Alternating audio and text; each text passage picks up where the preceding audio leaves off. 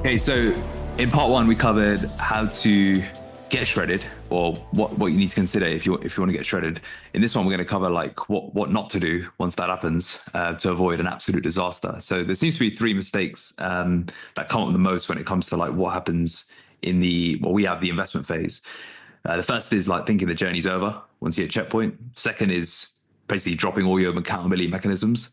And the third is that slow, painful death by 1,000 cuts experience that happens to pretty much everyone if you're not careful. So let's go into each. The first one being thinking the journey is over once you hit checkpoint. Why is this such a big mistake for someone who listened to our last episode, frothing at the mouth, ready to go, ready to book their photo shoot in, and yet they think the photo shoot's the deadline?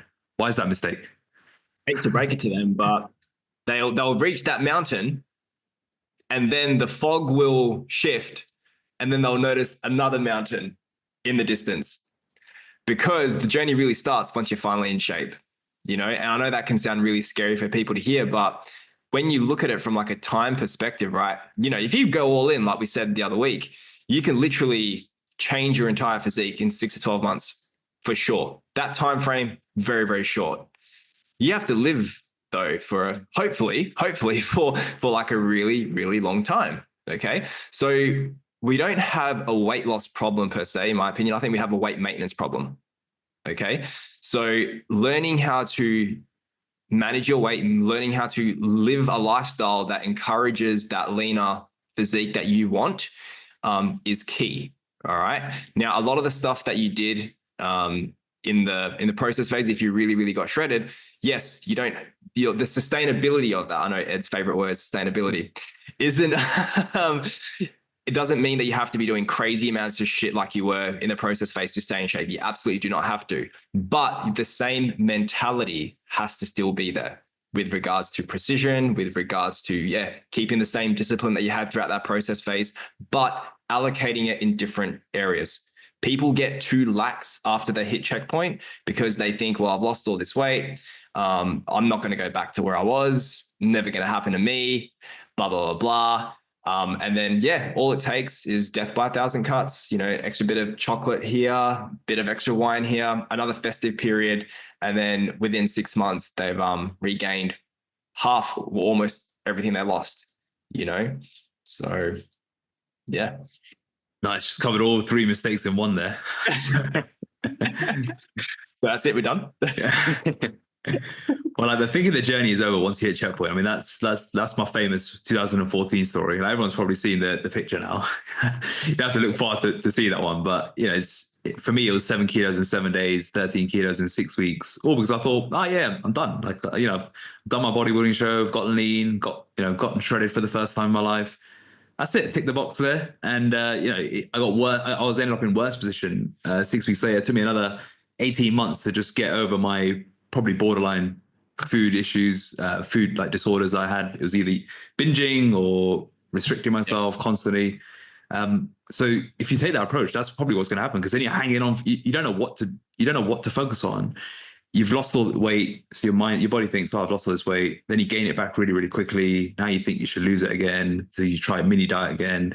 Then you mini diet, you fall off, you binge, then you gain it back, and you think, I need to sort this out. So you start adding more cardio in, and it just becomes a really vicious, painful cycle, and that can last a while if you're not careful. So that's my personal experience. I know, Ed, you've had a similar sort of vibe as well. Yeah, very, very similar. Almost like word for word on that. And you said you kind of feel you finish the diet and you come out of that phase resenting it. I think that's where sometimes some of these like photo shoots, transformations can get a bad rap. Because what you do after almost determines like whether they are really, really positive impact in your life or potentially a pretty negative one. But I think also if you do view the photo shoot or the checkpoint as the end of the process, you're viewing that as the pinnacle. That's the best you're going to be, and you're not really viewing improving on that as a possibility. And I think that's quite a dangerous place to be, because if that's the best you're ever going to be, that's where you want to try and stay. But we know that physiologically that's not a place that you can stay. And so then you just get caught in this terrible cycle, really, or this terrible kind of place where you mentally want to maintain a place that physically you can't. from a health perspective, but as well as just from like a lifestyle perspective. You're not going to be able to do that. And then that's where you start wrapping your identity up in, because, we always talk about, you have to change your identity as you transform.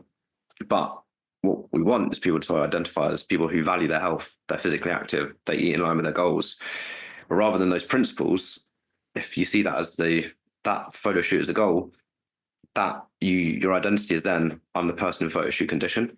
And like, how do you maintain that identity if you can't physically maintain that without, either tanking your health, using drugs, whatever it is? And so then you put all these photos as your profile pictures. This is what you're putting out. It's this, these are the kind of people who 6 months on from a shoot, oh, Throwback Thursday, here's another one. And it's like, you're trying to just keep people like, you don't look like that anymore. And you're setting yourself up for failure, because then you suddenly see people who haven't seen you for a while, you put on a bit of weight. You feel like do they realize I put on weight? And you're trying to just live up and just maintain this standard that you're just not ever going to be able to. And I think that's just like a mental headfuck in itself. But it also just prevents any further growth. And you're not going to be able to just keep getting leaner, but like growth physically, if you want to build more muscle, if you want to get fitter, you want to get stronger, but also like just growth in the other areas of your life, where if you use that process phase and then you hit checkpoint, you use that as a platform. Like if you've got more confidence, you're managing your time better, all these things, you can use that as a foundation to improve other areas. But you miss out on that if you're just trying to hold on to that kind of spot. I think that's where you can really do some damage. And the longer you stay there, the worse it gets. And then the harder it is to then get out of. You got to hit that checkpoint, love it, accept that was the peak, pull it back down slightly in terms of consolidation, find that place that you are able to maintain, and then use that as the platform to push on. If you try and just hold on to that peak for too long, you can't stay there. But it's instead of guiding yourself down the mountain to go up the next one, you're hanging on with your fingernails scraping down, trying to hold on, but you're still falling down. Yeah, or you run out of oxygen at the top. Yeah. Do you think that, what example you're giving there, do you think it's more pertinent to like the fitness influencer, fitness industry space, as opposed to like the average person? Like, I think the average person, it's not that. I think the average person who does a shoot, I think that's a very real concern. But do they actually experience like holding on for dear life in terms of? Are you referring to the fact that these people are trying to stay in shape, or they are slowly decaying, but they keep thinking they need to be in shoe shape? I think it's that mentality of that's still the goal of that. That's when I'm at my best. That's when I'm at my best. Fine. So that's fine. So they're sitting on the laptop, like clearly overweight, but they're looking at themselves on the laptop with their desktop screen, with their photo shoot still there, thinking. Yeah, and what that overweight is not necessarily even overweight initially. Like, say you gain 2-3 kilos post checkpoint. If you actually get really lean for your shoot, it's probably needed. Yeah. But as we've all probably experienced, what you define as lean, what you define as fat, gets a bit warped during that last period. And suddenly, unless you have veins in your abs, you think that's your definition of fat, if there isn't basically veins in your abs. And that's not a good place. And that goes once you're on consolidation. I've only got 2 lines on my arse. Yeah, it's like, but I remember the first time my wife would call me out on it. She was like, I was basically just using the word fat, like really just like for anyone who wasn't shredded. And like, I didn't mean it like, really stupid. It was just like, it's just your perception gets warped. Yeah. And so then you get into that mindset that starts throwing you off, and then you do start gaining weight uncontrollably. And it just kind of spirals from there. And I think you have you're aiming for something that's just not in line with actually the lifestyle you want, or something that you can maintain. You just feel constantly like you're failing. It's just like, that's not the goal anymore. You've got to shift on. Like, your identity as someone who's pushing towards your goals.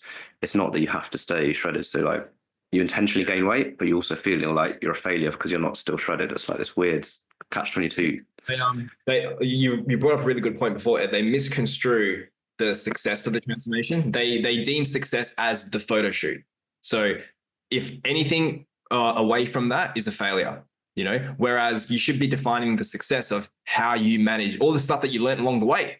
Like, that's the real success of that transformation, because it's those things. That's what you want to be identifying with. You don't want to be identifying with the person who's shredded you around. I did that for years on end. I don't recommend it. You want to identify as the person who will grit, or who can work hard when the chips are down. You identify as someone who does hard things. You identify as someone who has discipline to do X, Y, Z. you know, and then you take those same principles and apply it to other physical endeavors, you know, whether it's fitness, building muscle, or whatever other goals that you want. The goal isn't to stay shredded. The goal is to take the lessons you learned from getting shredded and applying it to other endeavors, right? And detaching from, I have to be that photo shoot look, otherwise I'm a piece of shit. It's literally the springboard, isn't it? You can't find that sweet spot that we talk about, I think, until you get to that extreme. So it gives you the opportunity to find the sweet spot if you think of it that way. You almost have to like go right to the bottom to find like where the middle is. I don't know about middle, but wherever the sweet range is. But that range takes time to find. And I think we've all probably taken 3, 4, 5, 6 years to find our range. It doesn't need to be that long in that process, but I think also there is an element of time that just needs to be considered of being in the process. And I think if on the way down, if you can find 1 or 2 things that you do love about the process, I think it does make the other side a lot easier. Because if you just like all of it and you're just sort of battling your way down, it's not going to end well. But if you find yourself loving training, or you find yourself loving steps, you enjoy recipes, or you enjoy meal prep, it gives you at least something to get excited about with the process. Because we were talking about this yesterday. It's like if you don't enjoy any element of the process, it's just going to be really tough to maintain in any way. And then it will just be that death by 1,000 cuts experience. Yeah, well, a good example. Now you just reminded me. I did zero cardio before I did my own little transformation, right? It started off with just like twice a week, bit on the shitty little spin bike at the gym. And I was like, wow, that was actually really nice. I'm going to get a spin bike for my own house. Doing it 3 times a week, 4 times a week, every day. And now, good VO2s. I love it. Yeah, exactly. But 12 hours a week. Exactly. But it developed from doing that in the process phase. Now, when I think about it, right, it sort of planted the seed there. And then I was like, wow, I really want to take this a bit further. Like, this is really enjoyable. How can I make it better? How can I make myself a better indoor athlete? Whatever it is. I warped the whole thing in my own mind to be like, okay, how can I turn that into something that I can progress with over a long period of time? And that has been such a fantastic addition to my life. So the first one is thinking the journey's over. The second one is stopping, checking in, stopping accountability. Whatever you did on the way down in terms of accountability, just stopping it on the other side. Why is that such a mistake? Why do you need accountability in order to not experience a car crash on the way out? You don't know what you're doing. You think you do because you've achieved something, but it's a little bit like here we go. There's an analogy coming up. Yeah, there's a good one coming up. Looking into the distance. You finish your GCSEs, so you're like, oh, I passed some exams, so I'm all good for A levels. I don't need to go to school. It's like, well, yeah, you've passed GCSEs, that's decent, but like the next level is now A levels. Like, just because you know that doesn't mean you know how to do this bit. Like, this is the next level. And so maybe if you've absolutely nailed your process phase and you've taken everything in, done loads of reading around the website, you've absorbed everything, maybe you do know how to do it really well. Chances are, first time you do it, you've got there, but you still haven't nailed it. It's probably took longer than it needed to. There's probably mistakes that we all do. We all do it better the second time. But you've definitely never done this successfully before. If you never lost the weight, you've never then kept it off before. So it's like, I understand where it's like, oh, this must be easier. It's just maintaining. But it's like, look around, like, it's clearly not. And I think it's just it is literally the biggest mistake I think anyone can do. It's to sack off accountability, to run away from it as well. And it is running away. It is running away. It's, sometimes it's not even a conscious sacking off it. It's actually running away from it. Your A-level teachers are like calling you for class, and you're ignoring the calls. Yeah. You sign up for your A-level classes, but you ignore the calls. It's that element as well. Yeah. You give great chat about how you're going to put those A-level results on your UCAS form for uni. Here we go. But, like, are you actually going to do the work? Are you going to turn up to classes? Like, that's the thing. Everyone finishes checkpoint and has these big goals, and I'm so excited for this. Really want to do this.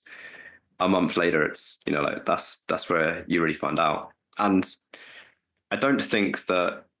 Well, there are definitely times when some life happens, unfortunate times, but the amount of life events that prevent someone from remaining engaging seems to go up by about 5,000% the week after checkpoint than the weeks leading up to it. Like, you could literally have your kids could get hit by a bus, your house could burn down, you're nailing your steps, you're not missing your steps 2 days after checkpoint. I don't know, your postman's a little bit late, suddenly you can't, you're off track for the next 3 weeks. It's like, I'm not belittling, stuff that people are going through, but the fact that it happens every time in the first month after checkpoint is like, okay, it's unlikely that that's how it always falls, And I think that does just link back to the perceived value of how important that phase is. So this is a man on a rant here today. So, but what you said earlier, Ed, is like you can listen to all our podcasts, you can read all our articles on the website, you can read all about consolidation and investment. The information's there. Go for your life. Knowledge isn't the missing link. It never is. It never is. It is accountability. It is checking in with your coach, being guided by someone who knows what the hell they are doing in these situations, right? Like it's, you trying to do this stuff yourself in that state. You know how you are post diet, like it's the example. It's the analogy of like the guy who loses 30 kilos from 100 kilos to 70 kilos, go down to the pub on the way to checkpoint. He's like, yeah, boys, I'm not drinking, doing this thing. It's all good. After checkpoint, you don't know what to do. You've got no reason anymore. You've got no prize, no shoot. You've got no good excuse to use that will let you off with the boys. So what do? You have a pint, then you have 2 pints, then you have 3 pints. Next thing you know, you're 8 pints down and you're ordering the Domino's pizza. And you do that a couple of weeks, every couple of weeks. That's when the death by 1,000 cuts happens, because you don't know how to deal with the new body and the whole psychological change, the physiological change that you're experiencing, and trying to bridge the gap between the two. It just takes a long time. And trying to shift the brain and the body. Trying to shift the mindset to performance based versus being so heavily focused on seeing the scale go down every week. Or even just like what we talked about in the last episode around the standards, like that new thing just takes a while to kick in, doesn't it? Or even just to realize that needs to be there now. It's not a case of just throwing out the window when you get out to the pub with the boys. No, you got to be okay. I'll have 1 pint and that's it. Yeah. Or boys, I'm just like, I'm cool now, or whatever it is. Like, you've got to break those 100 kilo habits, otherwise you're going to get the 100 kilo body again. Yes, you've lost the 100 kilo body, but not the 100 kilo brain. Yeah.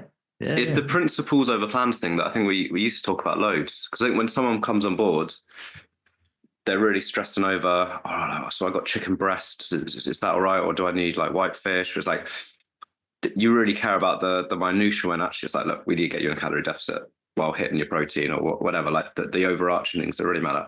But it's the same thing, I think, when you come out of fat loss and then into consolidation. It's, if you want to have a really successful post checkpoint period and like really build towards something amazing, you've got to keep the same principles as you had in process phase. Like, the principles don't really change. The plan changes. Your calories might double, maybe even more than that. Your cardio might come down. You might do less steps, whatever it is. That's what I think people get really hung up on. Or, right now I'm in investment. Do I need a dumbbell press instead of like the machine press or whatever? It's like, it doesn't really matter. What really does matter is that during your process phase, you knew what time you were getting up every morning and you actually did it. You knew what time you were going to bed every day. You had your meal time set. If you couldn't cook fresh, you were batch cooking. You had your training days already blocked out. These are the same things that stay exactly the same if you want to stay fit and healthy pretty for the rest of your life. Those actions aren't the fat loss actions. The fat loss actions are just the fact that your food's lower, basically. Food comes up, but your lifestyle basically stays the same. And that may be a bit of a kick to the teeth for some people listening to this, because it's like, I'm just pushing through to just like, those are things you've got to keep in place. Now, it is easier because you reset your standards. So that batch cooking doesn't seem like such a hassle.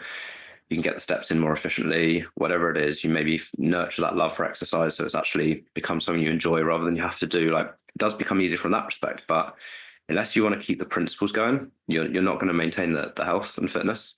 And so really, when you do come out of that process phase, it's, the plan might adjust slightly, mainly food. But other than that, and there probably is a little bit more, there is a bit more potential wiggle room in terms of accuracy, but the big rocks will stay exactly the same, whatever your goal is, basically.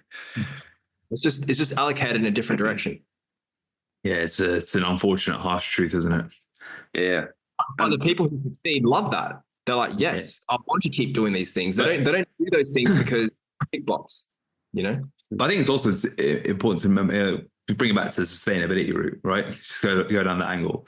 It doesn't mean you can't go on holiday, and doesn't mean you can't go out for a meal. It doesn't mean all these things. It just means you just act differently when you are away.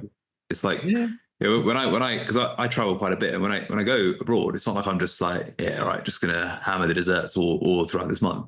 I pretty much eat the same sort of structure of meals, and those principles are there of like protein in each meal. Probably just have one plate, eat to like 80% fullness, like all these just basic principles that we use anyway. I might not be using the scale, but I'm using all these other things to keep myself on track the best way I can. That's why I can come back the same way. But if I was to just abandon all those principles, then I'm not traveling and staying in shape. I'm just traveling and gaining weight. So I think you can still live your life and do everything you want to do, but it just doesn't become you're not thinking of it as restriction, or you're not thinking of it as like, oh, I got to do this, got to do that. You get like, to.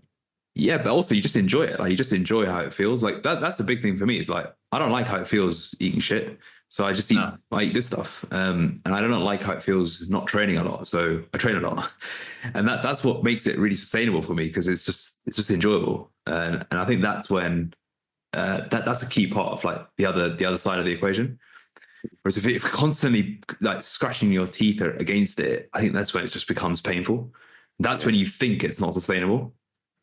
But that's where the whole finding something you love in it is, isn't it? Because if you're doing it, being scared of regaining the weight, I think should be there, at least initially. Maybe not, hopefully not scared, but at least very aware that that's a possibility. But if that's your only driving factor, you're not gonna do anything really. It comes from such a negative place. If you're aware that there's a potential to regain everything if you slip up, but you're actually fueled by the positives. And sometimes this can be like a tangible goal, which I think is the easiest to get your head around. Want to build more muscle, want to run a marathon, whatever. But even if not, just look at everything that you've achieved and all the positives that have come from the journey so far, aside from how you looked at checkpoint. So like you got more confidence, your blood results are all better. You're way more efficient because you're in a routine. You don't feel shit all day because you're actually sleeping enough and you're staying hydrated. Like all of these extra things. If you then start attaching it to the positives, like the way Akash said, like I want to do this because I like then the result from that, rather than being like, oh, I've got to eat like this because that'll stop me getting fat on holiday. It's like, I can be on holiday and feel amazing as long as I just make sure I just have some water here, or make sure I just do that. Like it's that positive kind of perception of it all. Yeah, exactly. Like then you can have like the one Oreo cookie every night and not worry about having the whole pack. It's all these things, and like the desserts then a feature in your day because you're not worried about slamming the whole thing, because that's going to make you feel shit. But one slice might not hurt, and it probably won't hurt in the grand scheme of things. So you have to you run away from the tiger first, and then you go and chase the dream, whatever your dream is, like a marathon. That's how you make maintenance sexy, guys. Yeah, and it can be really fun. Like I think there's probably an activity or a sport or something that's there for everyone. I think we just got to do a lot of trial and error to find it. I think there's something out there that you're going to enjoy, and I think if you can find that, it might be badminton, it might be tennis, it might be hiking. I think as long as there's a bit of challenge to it, that it's not just a breeze. If there's a bit of challenge, something that allows you, make sure that you have to stay on your game, and make sure that you need to sleep well the night before. And you need to make sure you're fueled. I think that's when it kicks in. Great. Cool. So we've had thinking the journey's over, stopping checking in / accountability, and then falling back into old habits from becoming too relaxed with choices, which I think we've kind of covered. And I think that's probably the saddest one as well, the death by 1,000 cuts, because you think you nailed it, you think you're cruising along, and you wake up 2 years later, and you're like, it was all a dream. Yeah, it was all a dream, and you're like, fuck, should have thrown out my old clothes. I got to buy the XL again. There couldn't be anything worse than that. I think that's the worst, right? Because you get a taste of what you could have been, and then you see it just slowly coming out your hands, right? It's just like you're hanging on for dear life, and then you let go. Before you don't know what you're capable of. Once you do know what you're capable of, but then you're not living up to it, then you're just it's actually like you can't blame the genetics or whatever. It's like, no, I'm just being shit. Isn't there like some philosopher's definition of hell? At the end of your life, you meet the person that you could have been. Yeah. I used to think of one a lot. Like I used to think in my head around a big fear of mine was getting to the end of life. You're at heaven's gates, hopefully heaven's gates.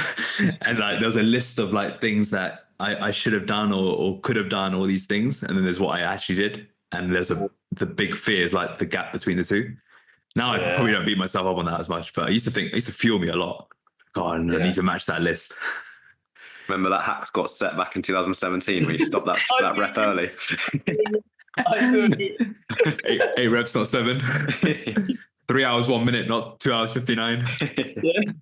All right, guys, that's a wrap. If you want to get in shape next year, in 2025, this year, whenever you listen to it, the only place to go to is RNT Fitness. So head to www.rntfitness.com/pro, and we'll help you get to the top of the mountain, take a safe passage home, and help you climb the next mountain.